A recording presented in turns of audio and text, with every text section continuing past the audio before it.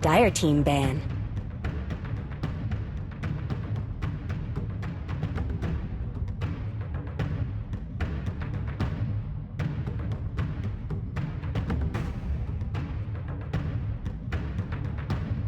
Ten seconds remaining. Yeah. Radiant team's turn to ban.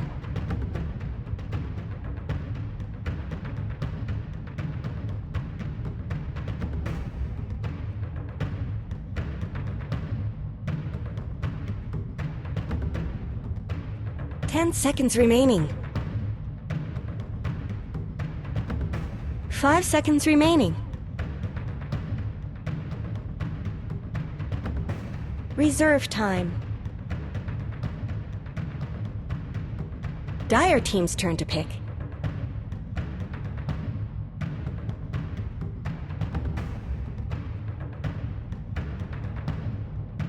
Radiant team's turn to pick.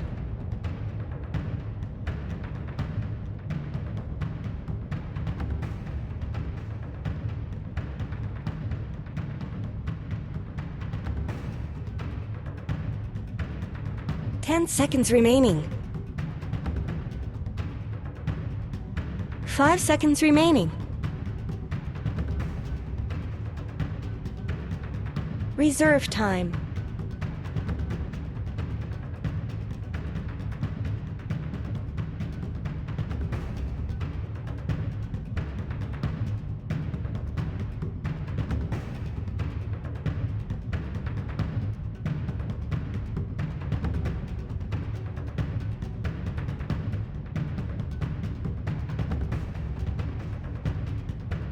Radiant team's turn to pick.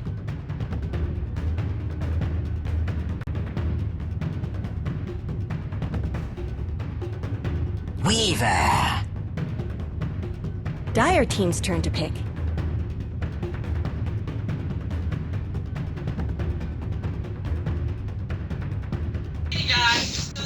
Radiant team ban.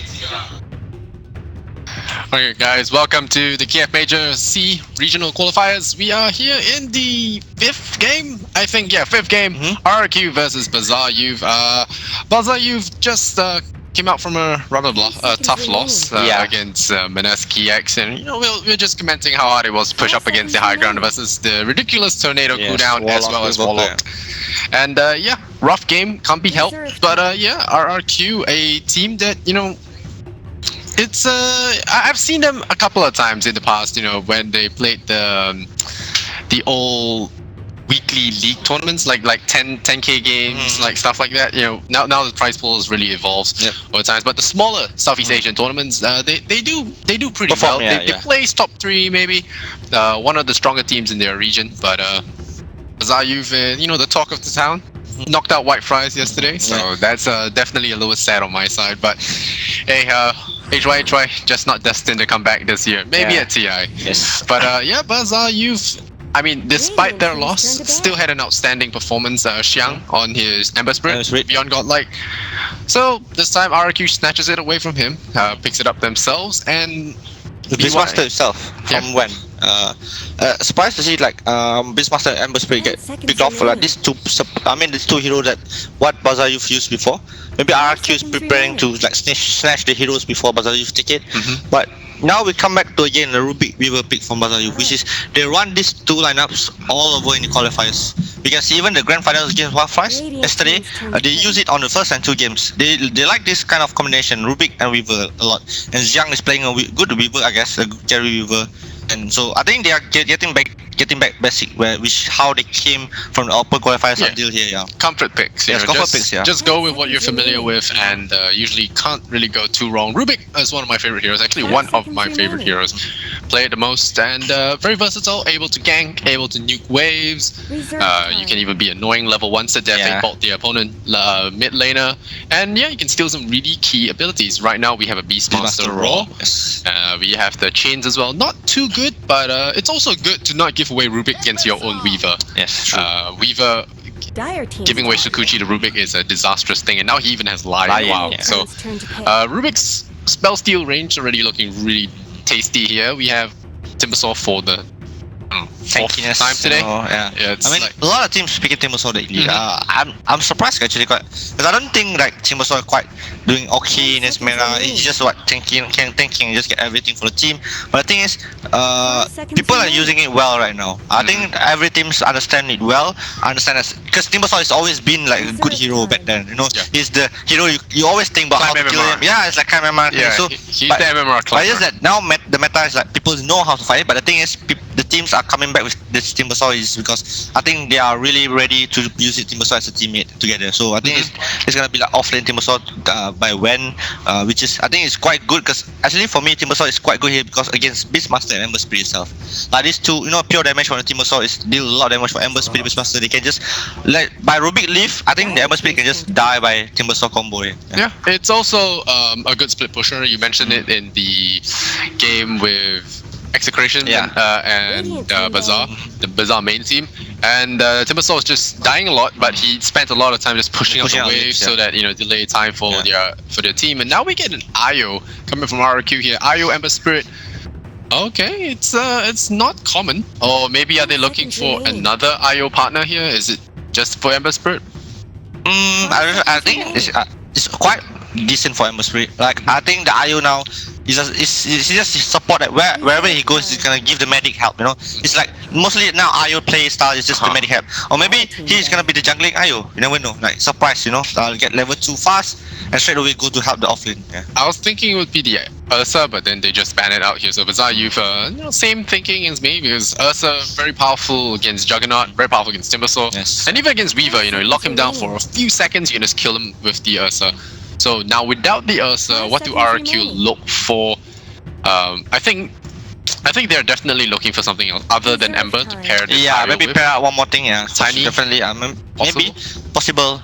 But like, I want to talk about the Bazaar.Youth lineup right here because we've seen the Juggernaut on 4th pick, so it means that we were gonna go to support.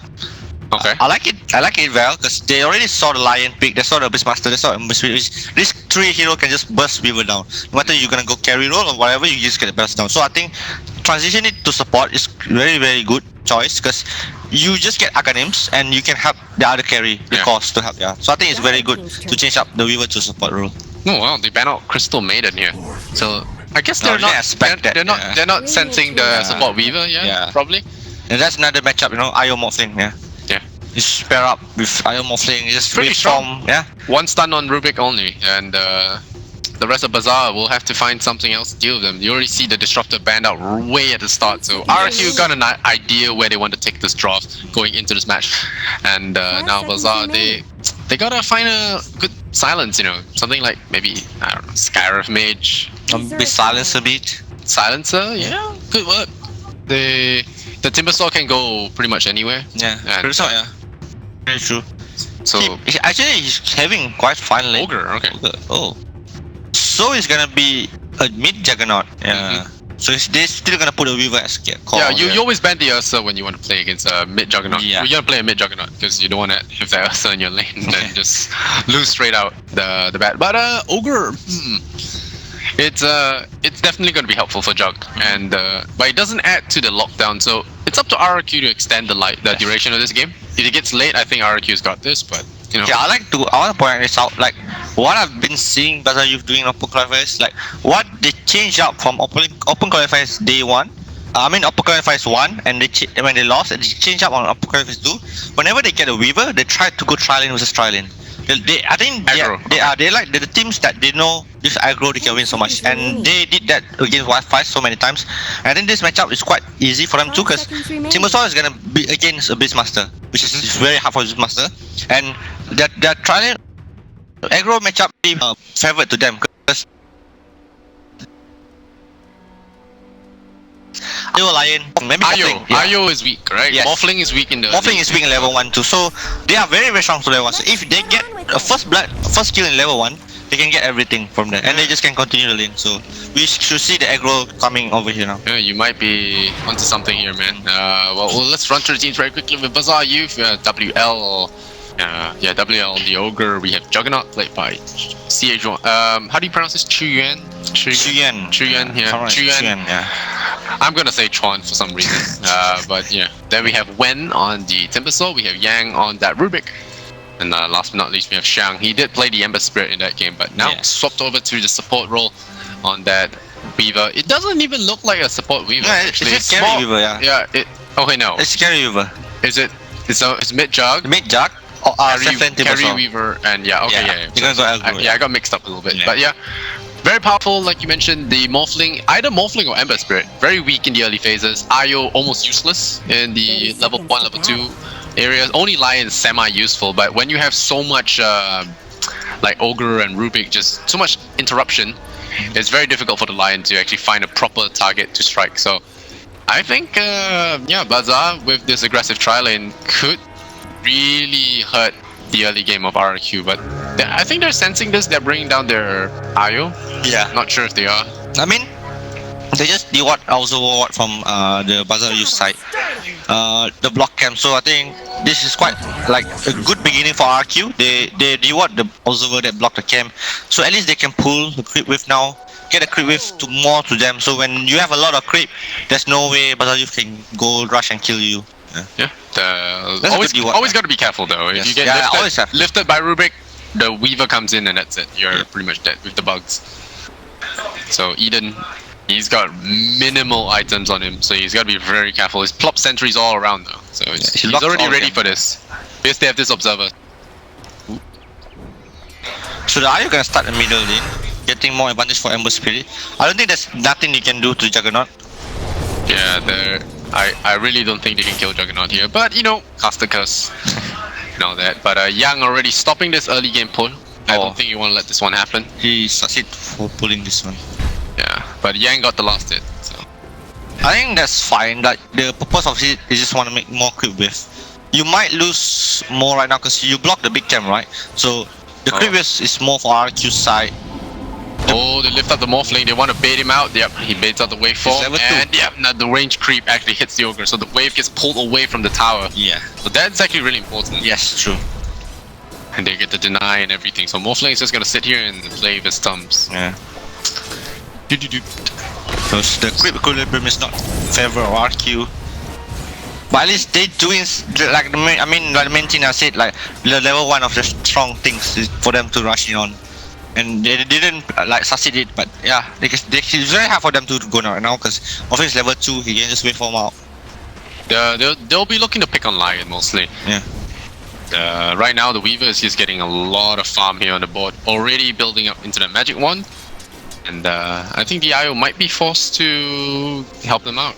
Or is he going to stack? Yeah, he's going to stack and seize, I think. No, it's not. He's already stacked. It's only 2 minutes. Yeah, it's only 2 minutes. You can't stack now. Yeah. I'm still confused by that. So, and sometimes I'll go to the side shop and like, oh, where's the Ring of Health? I mean, I still see people like keep stack every minute. Yeah. And then they all wonder, guys, what time do we stack like this game? It's 5-3. I did 5-3. Why can't? Oh, it has to be like 3 odd numbers. So this is that's why I did wrong. Yeah, it's just something that. Yeah. Oh, there we go. They're using their spells here. I think they should be going for Eden instead of the Morphling. Yeah, Morphling. They shouldn't like waste their times or some mana, everything to just Morphling. Yeah, it's okay. They got the shrine for the full reset. Yeah, that's one good thing when you go aggro. Because you have shrine nearby you. They just throw your spell Eden. up. Oh, they got Eden. They pull him back, and there's the way forward. There's the bug. Yep, that's an easy first blood there pulling from this. Yes. And Xiang getting first blood That's there. the only mistake, which is Lion couldn't do it. Yeah. No, getting Lion is an easy job there, and without I supporting him, there is really nothing to stop him from doing it. And even if Morphling does wave away from a gank, he's not going to be able to farm. He's just sitting there. If you look at the CS right now, it's a really sad 8-0 compared to the Timbersaw bottom lane, 13 and 5. Beastmaster getting hammered as well. Half of the creeps, yeah. We got 2 angles, so Timbersaw is ready for the long haul. He might even get a kill here if he gets the chain across, but there's no chain for now. Yeah. So already forcing the Beastmaster out of lane. He has still have a shrine. You're gonna use the shrine now for Beastmaster. Yeah.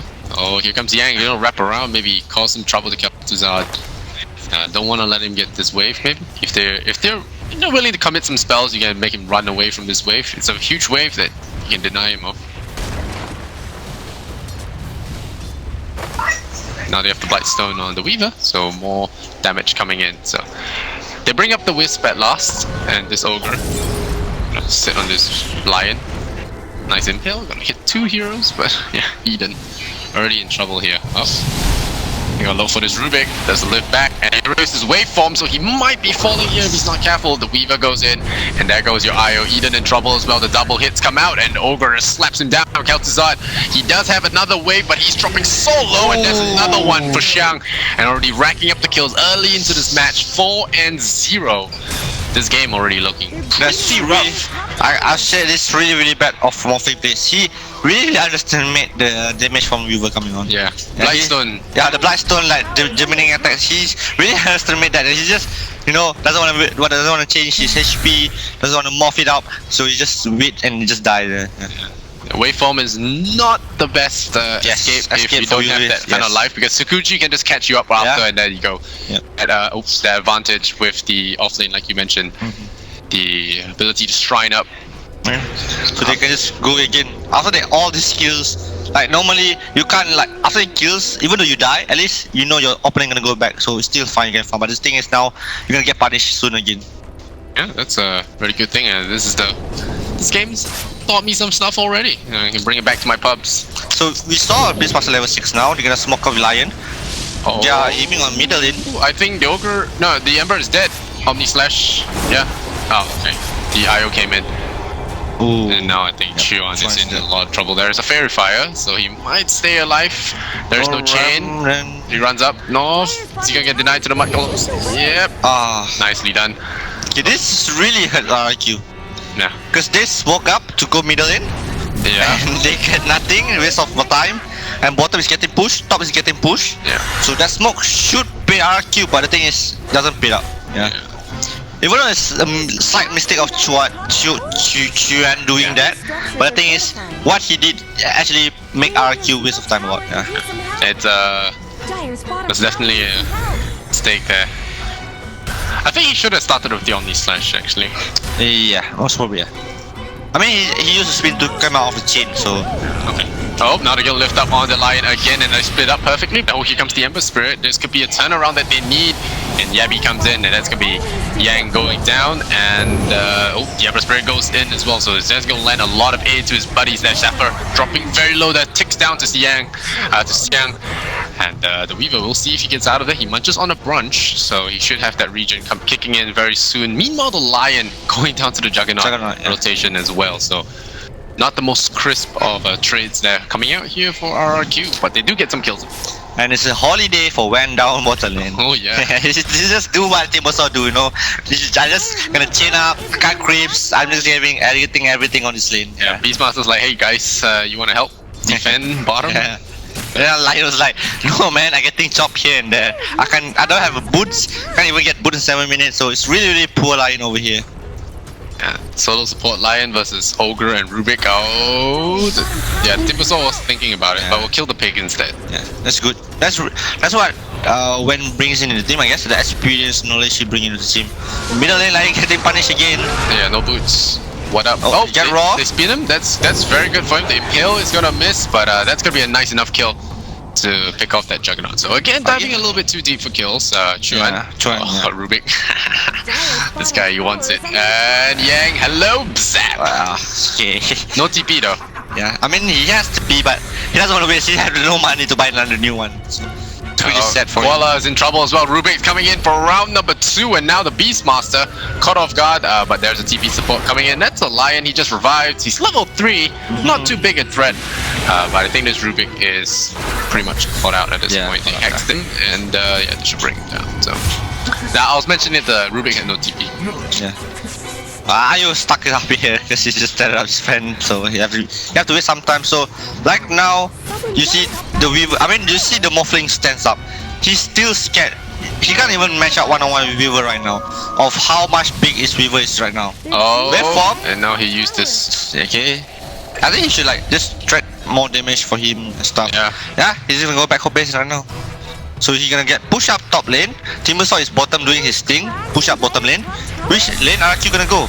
Mid lane is gonna push up the first tower. So I think Bazaar.Y is playing really well right now. They're using all the advantage they have, pressure all the 3 lanes, and make RRQ to think which lane should we defend.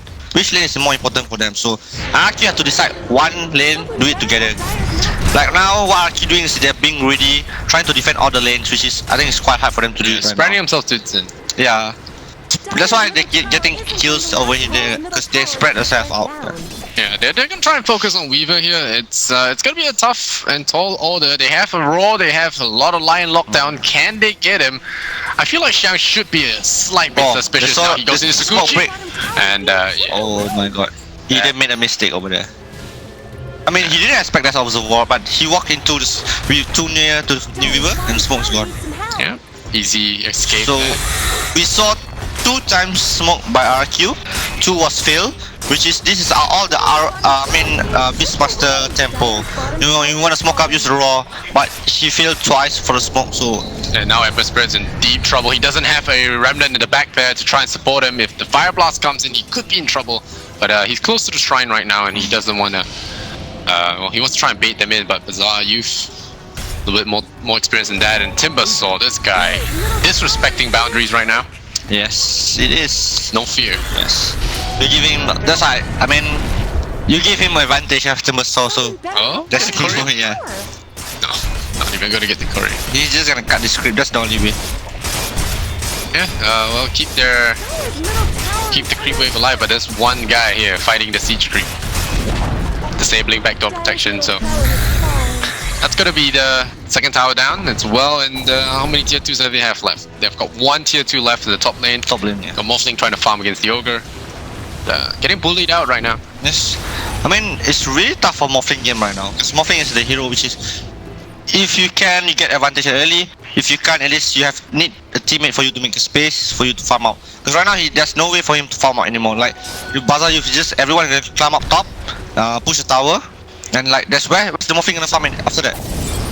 There's the Ignite. He might die over here. He has. Oh, he used waveform. I think he's dead. Now you're really dead. All right. Oh, they got Timber Saw. So that is something.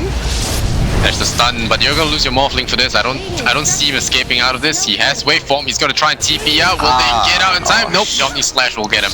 So they do get Timber Saw, which is big. Yeah, and they get the bottom tower. So I think this trade is quite even. It's the okay, but it's not the okay system of the Morphling should be the one that getting farm. You know, this space they are making is for Morphling, but the thing is Morphling is dead. So yeah, that's the only bad thing.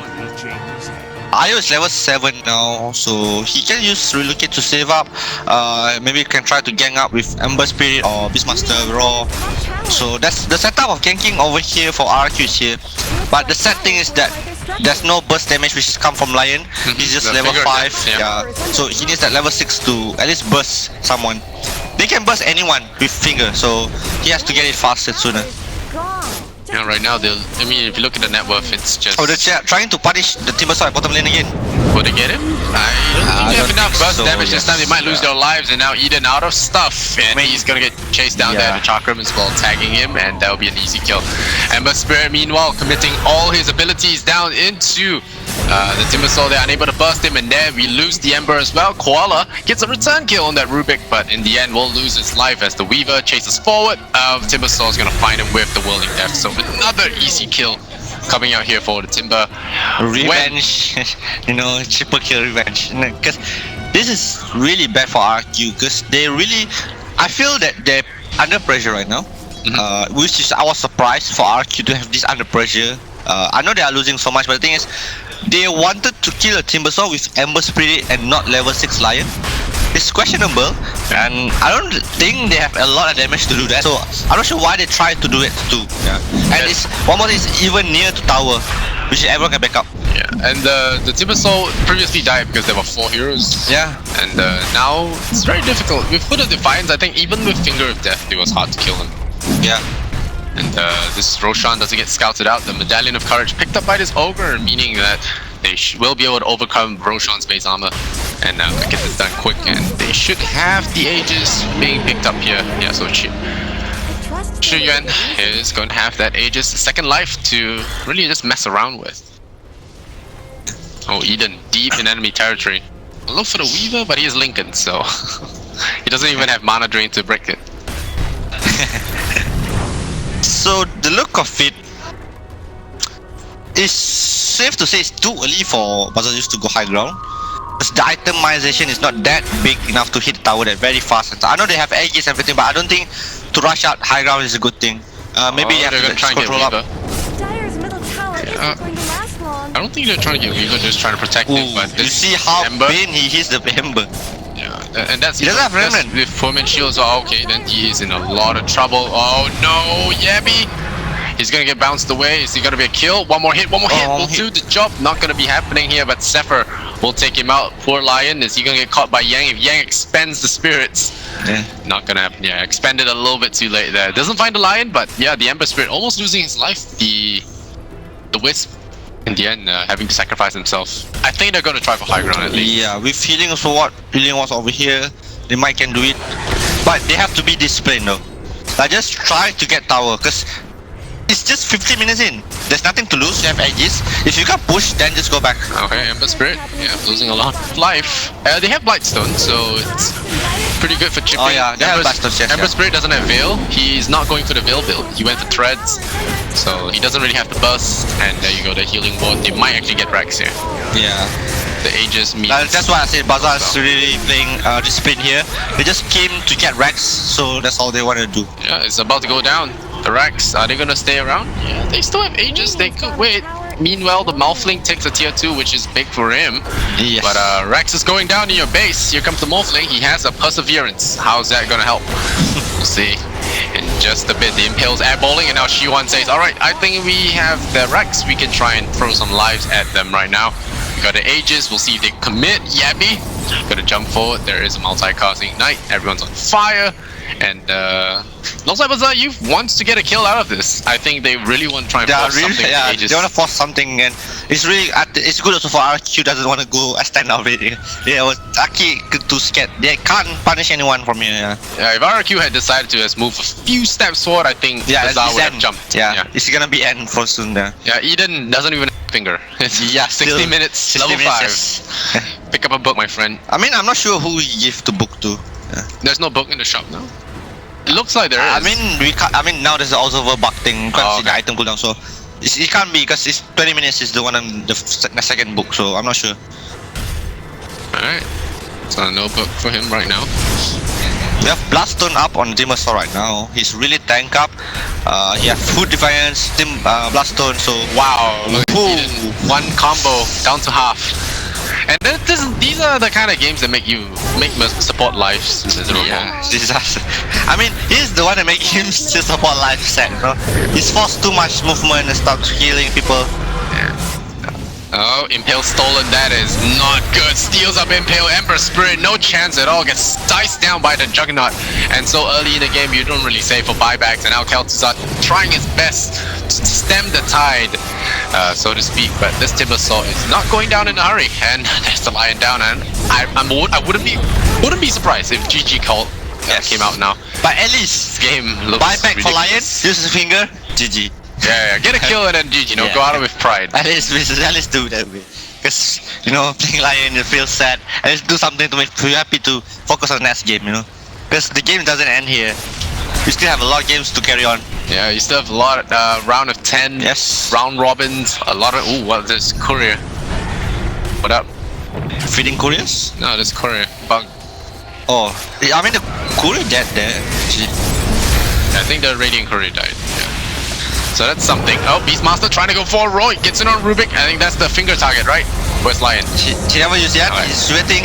Still holding. Shiwan now getting brought down. They got the Timbersaw. He denied himself. Oh, this Lion cannot catch a break. Oh. And now Xiang is like, all right, let me pull out my piece of paper. I'm going to be taking names. And that's the Rex number 2. 18 minutes into the game. This game looking all but over. As RRQ adjourned GG to the fountain.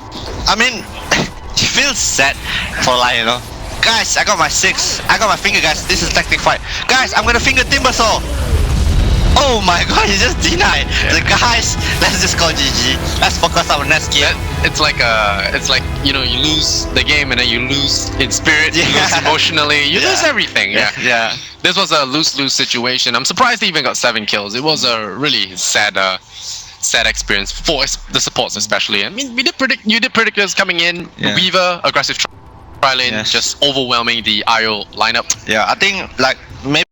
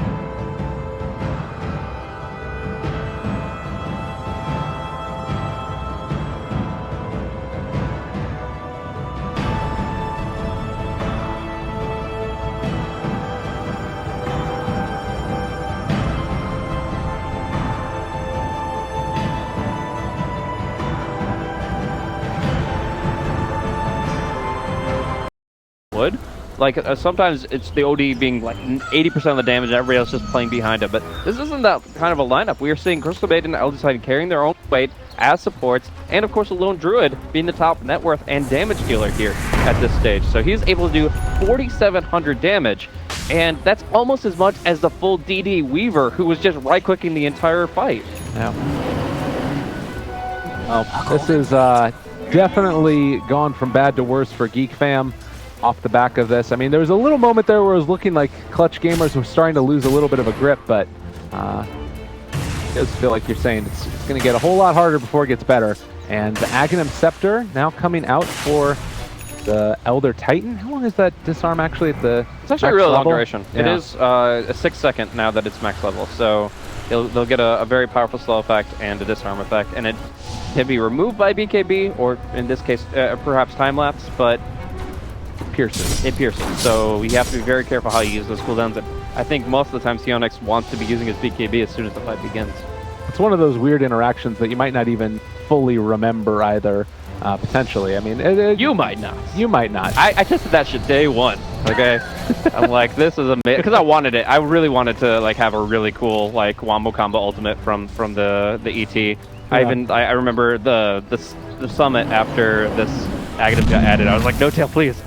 Because he was playing a lot of support AT at the time, so I'm like, just buy the Axe, let's go. Well, you weren't also the one that got like the Shazam guys to fully reconsider it as well, or is that, am I remembering that wrong? This is like your hero, right? ET is definitely one of my favorite heroes. I like everything that it brings to the table in general, but I talked with Brax, and SVG loves that hero too, so it worked out pretty well. But at the end of the day, that's ancient history. Now we have a match with an Aghanim Scepter, and a lot of hopes and dreams resting on it, I think, because he did buy out for it, and obviously if you don't hit the spell, it's pretty useless. Yeah, it's a little bit telegraphed as well where it's going. I don't know if you noticed. You can usually see the Twitter carrying. Vela's going to push out his bottom lane. BKB for himself as well. This guy, it's going to be quite hard to kill off the Underlord, but that probably well up to the task, Clutch Gamers. Gotti coming out for the Razor.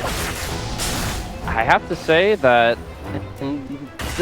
it kind of feels like it's a self-defeating item build here.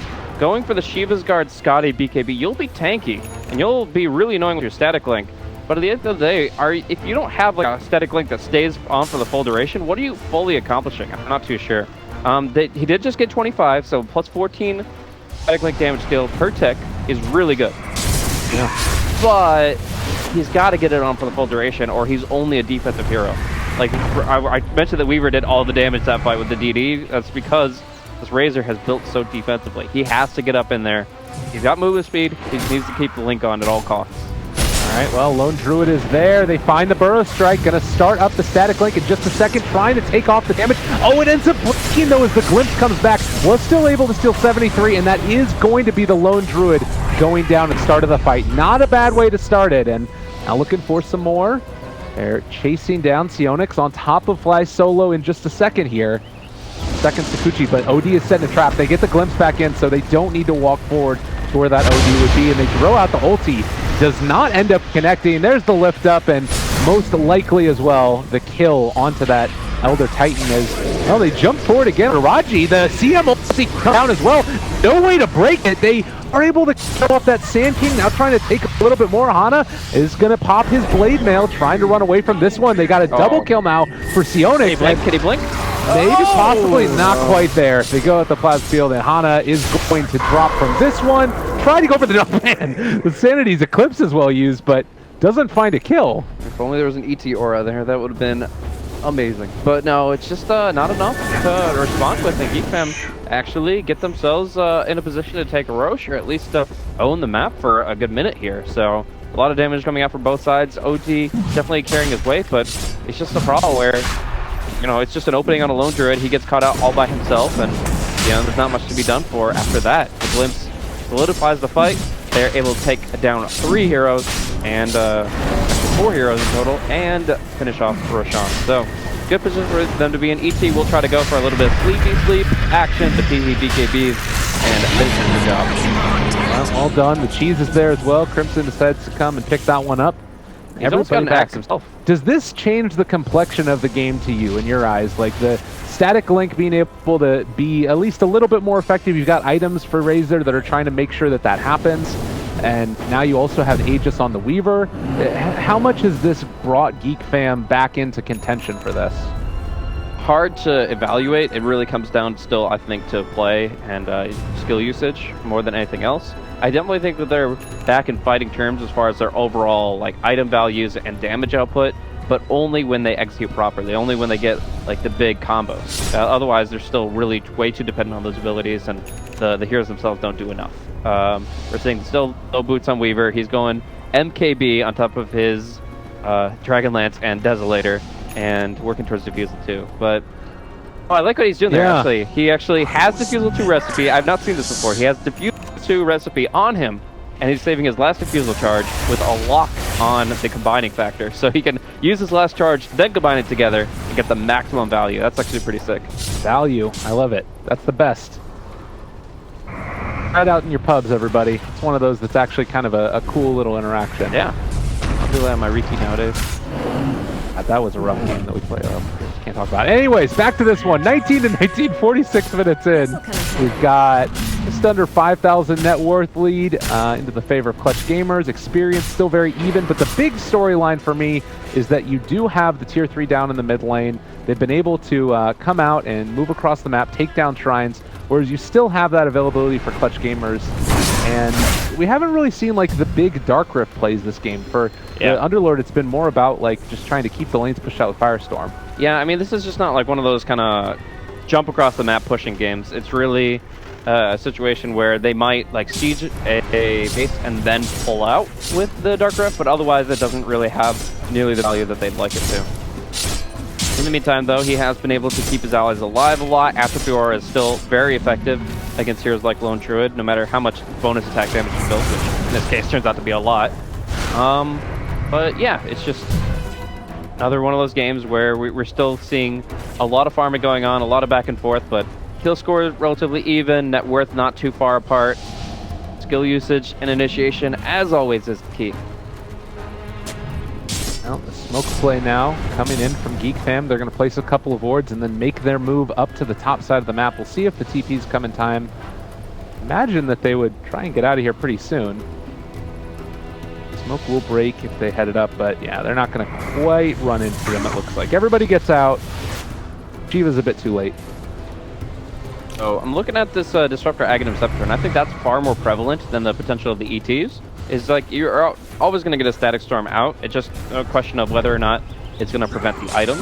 You can maybe stop an OD before he can BKB or Hurricane Pike out. Right.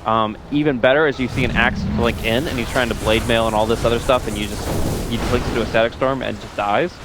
Like, that can be a complete game changer. And he does have the Blink Dagger as well, so can get that extra mobility that this hero sometimes lacks to find his way into the fight without having to put himself at risk of an Axe Call or something like that. So, yeah, all in all, good stuff. The Hurricane Pike is also done now for Teehee, a little bit of extra mobility. Do you think you'd try and switch out the Sanjin Yasha before finishing off, like, the Boots of Travel for the Razor? I mean, you'd get the BOTs first, I think, and then you'd start making your upgrades. Although mobility is still very important for this hero, so I think like Butterfly and using Flutter in the fight is probably the alternative. Okay. That said, there is an MKB. Oh, it's on your team, so it's fine. Deep Stick now done for Underlord as well. Love that. He also has a cheese too, so he's really not dying. Yeah, he's in a good spot this game for sure. Actually, I really like the Lotus Orb on Elder Titan in these kinds of games, where you know that it's going to come down to like single target, like things like the Static Link, things like the Hex. Those are going to come into play for sure. And just ET is a very good Lotus Orb carrier in general. They get a lot of value out of it and prevent the Lone Druid from getting locked down too hard. So maybe they'll progress that way, but for right now, it's just going to be Shiva's on deck for Axe, and the BKB soon to be picked up by Abing. So that was the thing, is that whenever people talk about Aghanim's upgrades, like, what are you giving up for taking it? Do you think a Lotus Orb ends up making this game look different, or is it just it wouldn't have mattered in those fights either way? So up until now, maybe not, but you see a Hex. And when you see a Hex, you have to start thinking about an item like that that can save your teammates in really desperate situations, and also completely nullify this Razor's presence. Quite good, definitely. So, speaking of Razor, still off in the jungle. They're basically able to constrict the map a ton. You take a look at the vision, there's just this one lonesome ward out on the map, which is maybe a little bit better than we could have expected, whereas it's kind of a similar thing for Geek Fam. Nobody's really been able to maintain solid vision in this game. Gem, obviously there on the ET, as well as the Sand King. Been doing a good job of scouring the land of it. There actually is a Daedalus on the Lone Druid. Yep, Final picks that up here, so they have to sell something for that. I feel like he definitely had another item, but all the same, he has a lot of raw attack damage at this point in time, and the damage from the Mjolnir and the Daedalus is not going to be reduced by the Aura, so there's a lot of value in those, whereas Butterfly is mostly for that movement speed and for the evasion. See you later, nerds. Velo going to get out, and that was a ET ulti used. Still relatively okay on the cooldown. Yeah, not too bad. So, yeah, it's just kind of the status quo position where neither one is really looking for anything more than the Roshan right now. Like, obviously, Geek Fam would love to take a tier 3. That would take these shrines off the map, and they'd feel a lot more comfortable about the neutral game. But as it stands right now, I think, in general, Clutch Gamers, they're happy to play together.